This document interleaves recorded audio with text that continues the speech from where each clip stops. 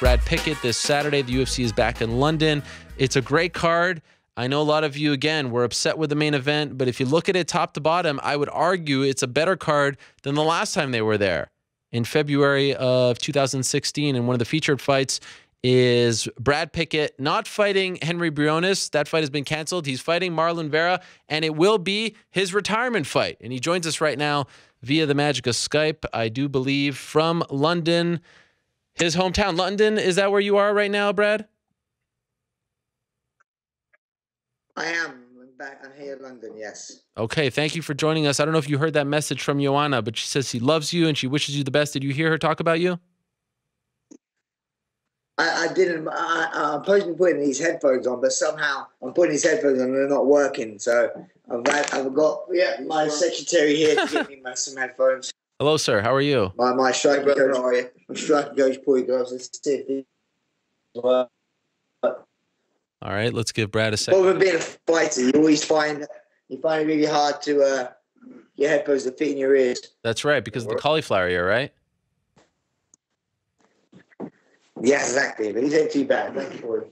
All right, now we're set. Thank you, Brad. I appreciate it. By the way, fight week in London, do you stay at the hotel or do you stay at home? A bit of both. I'll be staying at the hotel some days where I have to be at the hotel early in the morning because there's no point in me being home. But so tomorrow night I will be staying at the hotel. But then Wednesday night I stay at my house. Friday night, obviously, Thursday night I'm cutting weight, so I'll stay at the hotel for the weigh-ins on Friday morning. And then Friday night before the fight, I definitely stay home.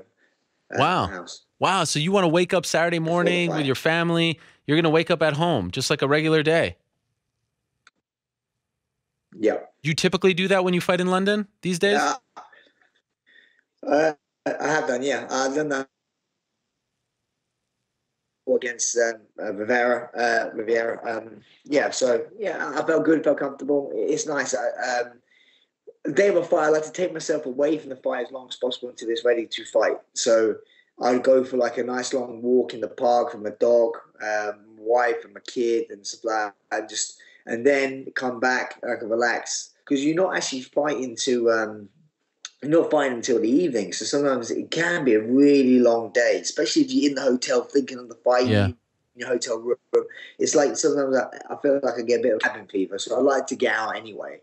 So it's brilliant now around my house. So I just get out in my house and get my mind off the fight. And then when I have to go to the venue, then it's my mind switches on to the fight. And then I haven't been thinking about it all day, basically.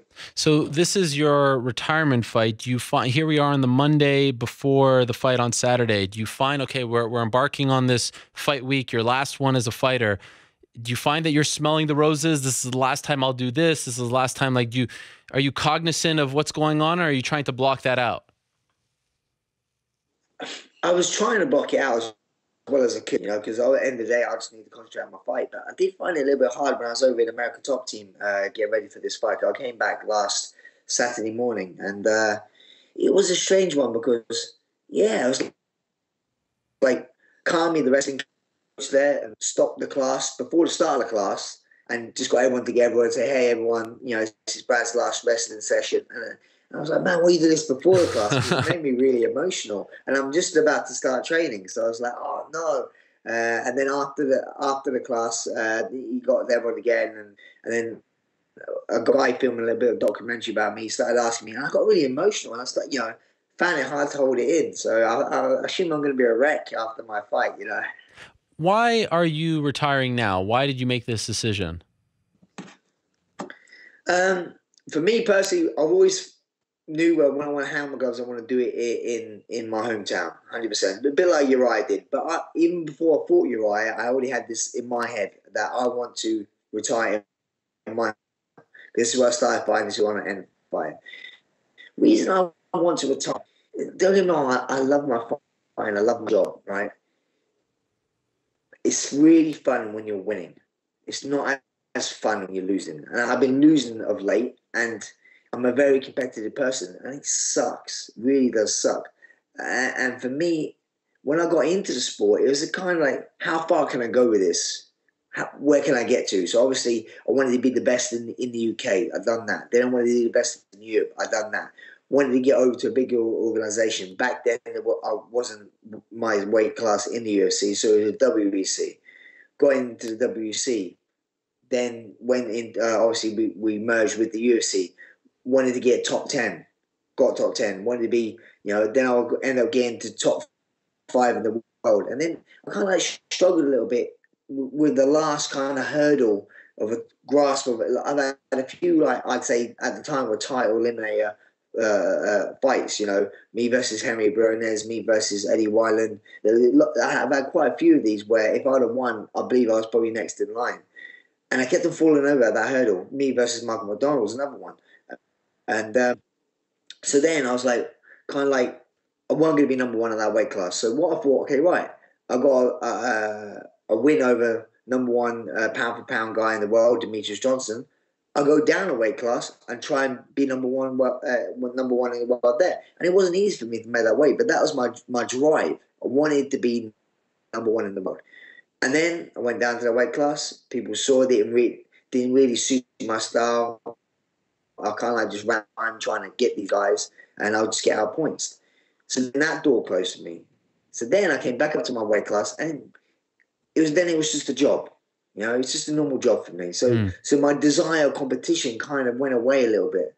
And that's why I think maybe I've been struggling a little bit, because it's like I just wanted to strive and be the best. And maybe it's my mindset that I'm like, I know that Bisping and stuff are doing well later on in their career, but for me, it's like I don't see the avenue for me, And I'll be honest with you, I think me versus Cody right now would match up pretty well. I like it, but I don't like my matchup against TJ Dillashaw. I mean, the other guys around there, and then also I don't feel I have it in me. It is hard, to be honest, on my body at my age. And then also, like I say, I'm a very proud person, and I've been losing more than winning lately.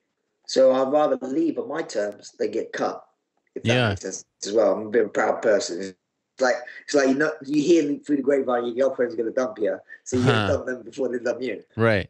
Well, okay, but if you would have defeated Faber in December, you still think you would be retiring?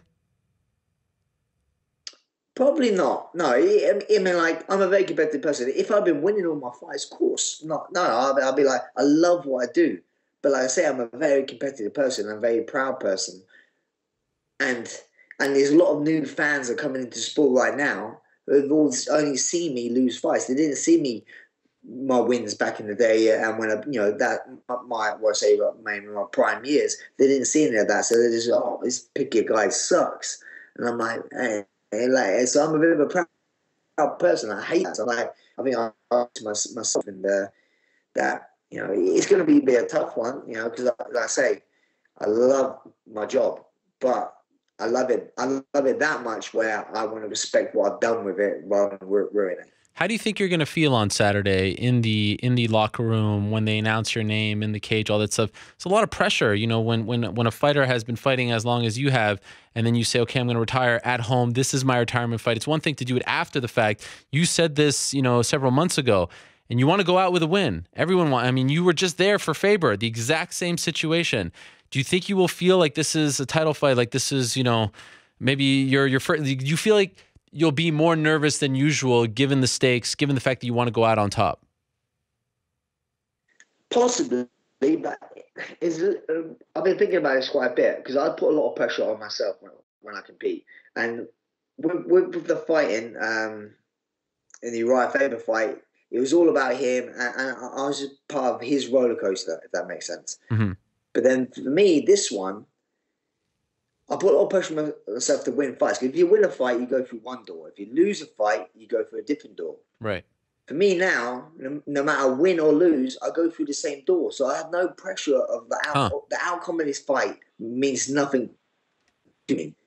Win, lose, draw, whatever. It's not going to mean anything.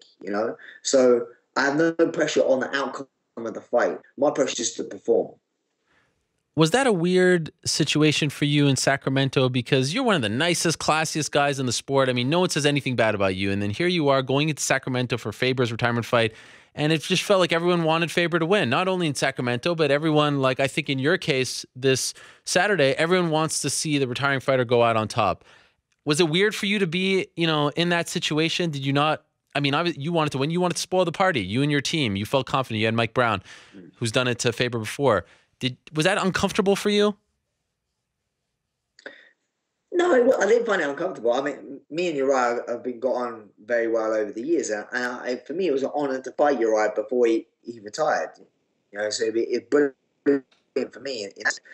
What I think went wrong for me in that fight is coming off a loss to Uriah and how that happened really affected me because I've never been involved in a fight where I never want to do anything.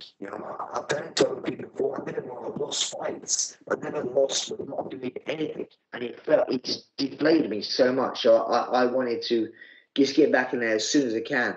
But when I fought Uriah, all I was thinking about is he's going to finish me. I'm going to make sure that he doesn't finish me. So I've been so defensive the whole time. And I didn't get any offensive going, so I was just like stopping stopping that, and with doing that, I wasn't trying to win the fight. I was just trying not to get finished, which eventually ends me making me lose the decision. So I was disappointed in that aspect, but I see there was a mental side thing. That's what we say to everyone. Fighting is 90% physical, 90% mental, 10% physical. And mentally, I wasn't there in the head in that fight. Okay. And your situation somewhat mirroring that of one Neil Seery, because it seems like he keeps trying to retire and his fight falls through. And then you find out a couple of days ago that Henry Briones, your original opponent for this fight, withdrew, I believe, for the third time. You guys have been booked 3 times now. Yeah. It's the third time he falls through. Were you worried? Like, once you're mentally set on retiring, your retirement fight in London, you can't script it better. You can't, I mean, it's going to take a long time to replicate that scenario. Were you worried that you weren't going to get this opportunity? A little bit, but then to be honest, I fought anyone, any weight class. So I think, so it wouldn't have been hard to fight me if I would have said yes, anybody, so it wouldn't have been something about my end, I would have fought some heavyweight, it wouldn't bother me, so I'm really, like, Marlon Vera, I'm like, thank you so much for helping me just close my book, basically, on my career. I'm forever grateful for that.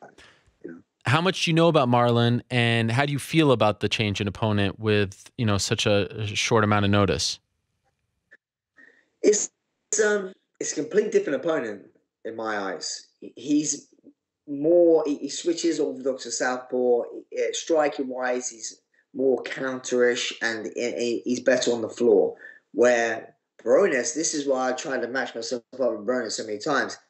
He's just a stand there and let's bang. And that would have been, I'd love to be involved in those fights. Anyone knows me. That's why I keep trying to rekindle this fight. And I don't know, he just I don't know. 3 times is pretty insane. Pretty special. Insane, so, but I'm just like saying, I'm really happy. I'm looking forward to, it's a different challenge. He's obviously a lot younger, So it's different. But like I say, for me, I could fight the postman. He won't bother me. I'm just like happy that I have somewhere in there to fight. I always say this throughout my training camps, because it's such a crazy sport, everyone gets injured. I don't concentrate on my opponent so much. I just always concentrate on myself every day to try and make myself even better. That's what I always do, because the opponent changes all the time, And like, I watch tape on my guy, and then I get annoyed because like the guy pulls out. So it's like, why am I wasting my time watching tape? So and that's what happened. I was running on the treadmill, for a week, just watching fights of Henry Briones. Now I'm just thinking, what are you doing? What wasting my time? So right. It's quite annoying. Around a year or so ago, we had you on the program to talk about the new promotion that you were starting up, and I know it's still around, thriving. Is that your post-retirement plan? Is that what you're going to focus all your time on? No. I'm definitely going to stay within the sport. I'm definitely going to have maybe a teeny bit of a time off, just to have a bit of family time, take my wife and kid out for a holiday somewhere. But I know myself, and you know yourself, you have children. You can't rest. I'm like, what am I going to do next? I need to provide for my Yeah. family. It's just a natural thing. So definitely, I like to think I'll take a little bit of time off, but I know that I'll get back in and do something somewhere. Obviously, I maybe would like to see if I could work for the UFC in some way. You know, if something happens, it happens. If it don't, it don't. But yeah, I have my own organisation, Rise of Champions. It is done well. But what I kind of found out, I was trying to do too much sometimes towards the end of my career because I was sensible knowing that it's coming to the end. I need to plant seeds and do things. But sometimes it did take a bit of my time because when I fought Yui Alcantara, I was supposed to fight him in September. Then the fight got pulled back to October, and I had my fight. And the next week, the week after, I had my fight show. So when I was supposed to be fighting, I was still matchmaking, which was just it was like, yeah, I hated the whole thing. So it was just too much going on. So this time now, I'll put the show on hold. You know, like let me finish my career, then I have all the time in the world to do anything I want to do, some of that. But yeah, so that's one of my projects. Another one which is close to my heart, which I love to do, is open my own gym near where I live. I want to open a Great British Top Team, you know, in England, Oh, near where I live. And then obviously coach a lot of the next generation of guys. oh, that would be great. I love that idea. What do you think you'll miss most about being an active fighter? Competing, you know. But I've been thinking about that a lot. I mean, I'm a very competitive person, but then all I just change my angle. I can compete through other people. I can compete through my guys at the gym. You know, they're competing for me. I'm a very proud person, so I'll do whatever I can to make sure my guys win because then it's a good reflection on me. So that I can compete for other people, and so I'll always compete throughout my life. And like even when I open my own gym, I'll be like, I want to just open a gym, and then I want to be the best in the UK. Okay, I want to be the best gym in Europe, and that's how it starts. Because I'm a very competitive person. I know you wanted to fight for that UFC title. Would you say that's your biggest regret, that you never got the belt? I have no regrets because that's the thing. Because I tried everything I possibly could to do that, Hmm. and yeah, I failed at that goal. But I tried everything. I did. That's why I went down to flyweight because I didn't want to be that guy when you're in the bar and they're chatting, oh yeah, I used to fight, yeah. Oh yeah, oh, you seen that Demetrius Johnson guy? Yeah, oh yeah, I beat that guy. Yeah, you know, if I went down a weight class, I would have beat him and be the world champion. Oh really? No, because I didn't go down the weight class, but I wanted to be the guy who tried to go down to that weight class, which I did, and compete and try everything I can to win the belt, and that didn't work. So I've got no regrets that I've tried everything I possibly do to be number one in the world, but unfortunately I failed. Saturday might top them all, but up until this point, up until this Monday, what's the career highlight? Is there one moment that sticks out? The happiest you've been as far as, MMA fighting is concerned? There's two ones in my Zuffa career where I'd say as soon as I got to know I was traveling to fight, you know, I got to travel. I remember fighting for Bodog in Costa Rica, K1 in California. So I was like, yeah, I need to fight in Vegas, the fight capital of the world. And I made my WC debut in Vegas, and I won by a really rare submission, a Peruvian necktie. So that was an amazing accomplishment for me. Winning submission, and my first time I fought in my eyes was the biggest show at the time for that weight class.